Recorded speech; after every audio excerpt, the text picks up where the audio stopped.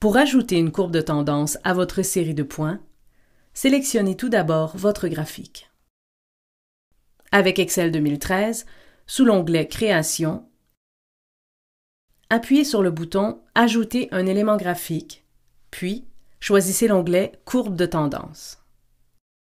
Si vous utilisez Excel 2010 ou 2007, appuyez sur le bouton Courbe de tendance situé sous l'onglet Disposition.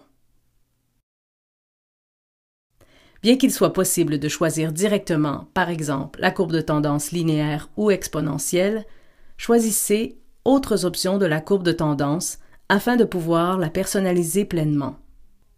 La fenêtre qui s'ouvre vous permet de choisir le type de régression, de donner un nom à la courbe de tendance, d'afficher l'équation de la courbe de tendance et de présenter le coefficient de détermination R carré sur le graphique. Notez que, puisque nous cherchons la meilleure courbe de tendance provenant de notre série de points, nous n'allons pas cocher « Définir l'interception » de notre graphique, puisque cela aurait pour effet de forcer la valeur de l'ordonnée à l'origine et d'altérer les paramètres de la courbe de tendance. Sous Excel 2013, en appuyant sur le bouton « Remplissage et lignes », vous pouvez changer la couleur du trait de votre courbe de tendance, le type de trait, etc.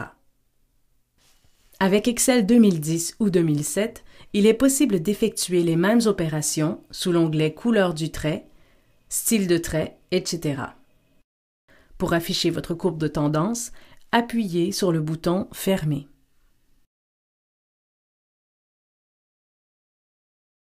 Sous l'onglet Format d'Excel 2013 ou sous l'onglet Disposition d'Excel 2010 et 2007, vous pouvez changer le nombre de chiffres significatifs apparaissant dans l'équation de la courbe de tendance. Commencez par sélectionner l'équation dans le menu déroulant, puis cliquez sur « Mise en forme de la sélection ». Dans la section et la catégorie « Nombre », choisissez le nombre de décimales qui vous convient. Lorsque des calculs pourraient être faits à partir des paramètres de la courbe de tendance, il peut être pertinent de mettre plus de 3 décimales. De plus, sous l'onglet « Accueil », il peut être utile, en sélectionnant du texte, de changer manuellement la police, la taille et les symboles de l'équation afin de faciliter la lecture du graphique. Voici l'équation d'un graphique dont la position d'une bille en chute libre est en fonction du carré du temps de chute de celle-ci. Notez toutefois que la manipulation de la zone de texte de l'équation désactive son lien avec la série de données.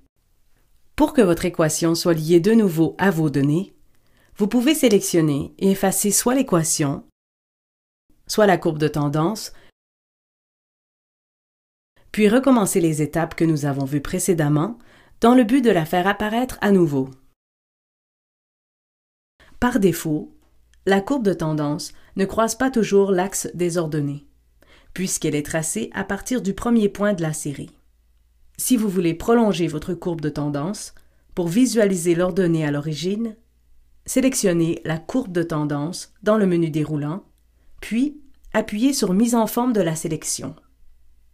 Dans la section Prévision, reculez la courbe de tendance en indiquant la valeur selon l'abscisse du premier point de la série.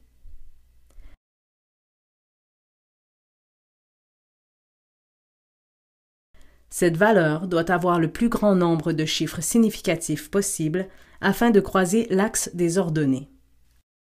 Faites donc attention aux valeurs arrondies dans votre tableau.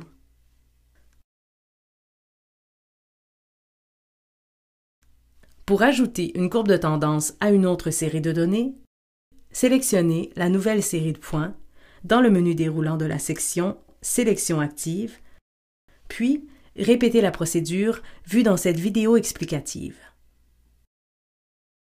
Finalement, pour comprendre les calculs qui permettent de trouver l'équation de la courbe de tendance et le coefficient R carré, nous vous suggérons d'aller sur modapi.com et de faire les évaluations provenant de la section 7.1 du cours interactif Mesures et incertitudes en laboratoire.